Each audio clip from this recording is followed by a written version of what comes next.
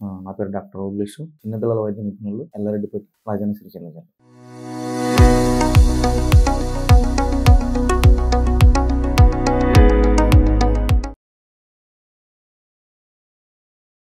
చిన్నపిల్లల్లో వచ్చేటువంటి శ్వాస సంబంధించినటువంటి వ్యాధుల గురించి ఈరోజు చర్చించుకుందాం. అందులో అప్పర్ రెస్పిరేటరీ ఇన్ఫెక్షన్స్, అప్పర్ శ్వాస సంబంధించినటువంటి వ్యాధుల్లో చిన్నపిల్లల్లో చాలా ఎక్కువగా వస్తాయి.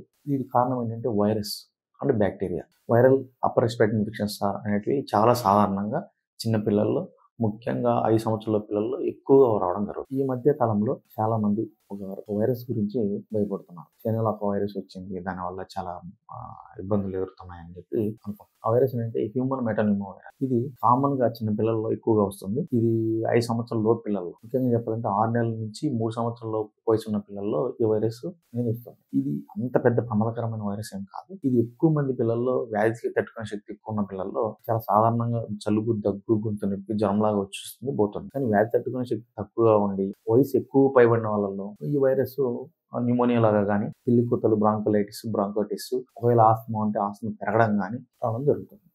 ఈ వైరస్ రాకుండా ఏమేమి జాగ్రత్తలు పాటించాలంటే, ముఖ్యంగా హ్యాండ్ హైజీన్ అంటాం. చేతులన్నీ శుభ్రంగా కడుక్కోవాలి సోప్తో. నెక్స్ట్, జలుబు, దగ్గు వస్తున్నప్పుడు మూతికి అడ్డం పెట్టుకుని మాస్క్ అనేది ధరించవలసి ఉంటుంది.